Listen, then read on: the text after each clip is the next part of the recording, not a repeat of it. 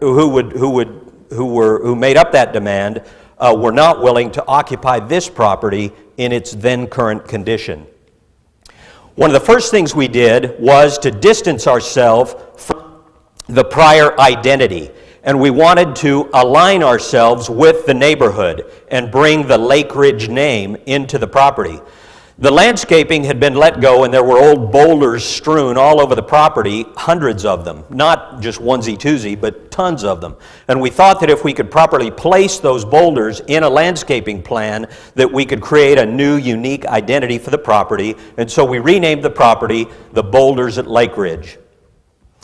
We also took a look at the Plain Jane units, and we created a wagon wheel gable accent that we added to several of the residential buildings and also the clubhouse and the leasing office, and then also brought that motif into our signage package and into our marketing collateral.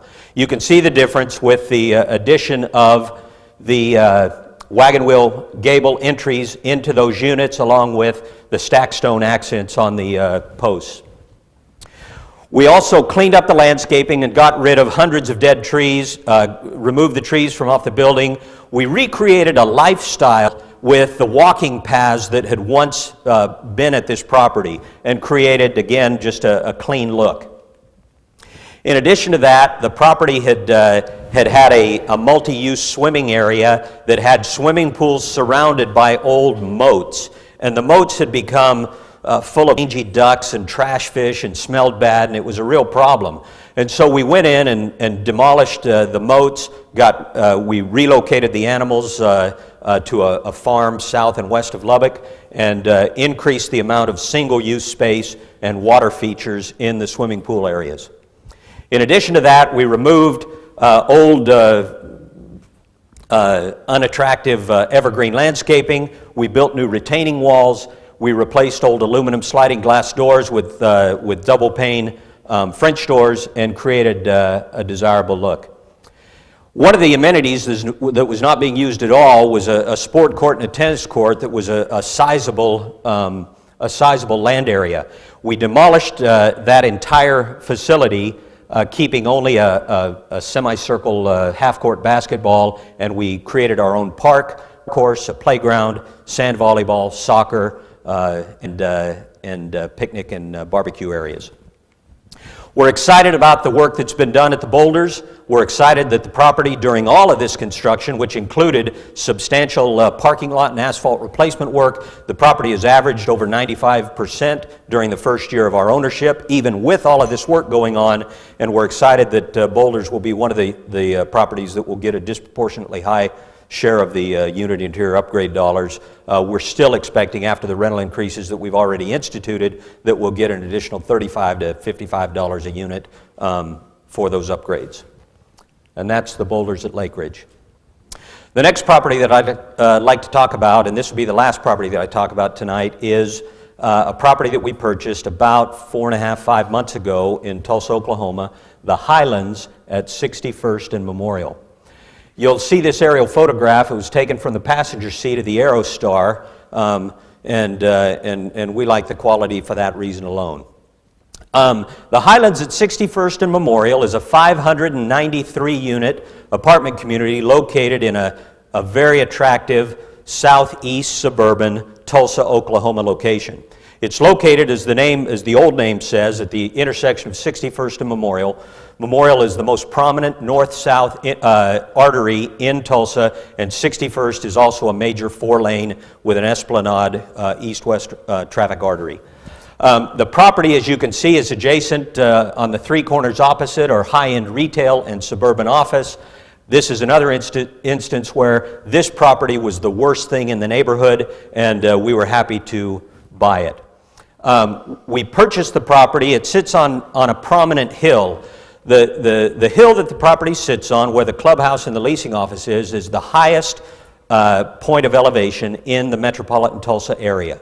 The hill is part of the Shadow Mountain Ridge, which is a prominent geographical range of hills and ridge in Tulsa that's well known and is known. The views from not only the clubhouse cupola are in excess of 50 miles, but also apartment units that are on the hill have views in 360 degrees all the way around. And you can see, more importantly than the views from the property, in the entire southeast quadrant of Tulsa, you can see the property from anywhere that you are. And so it's a highly desirable location.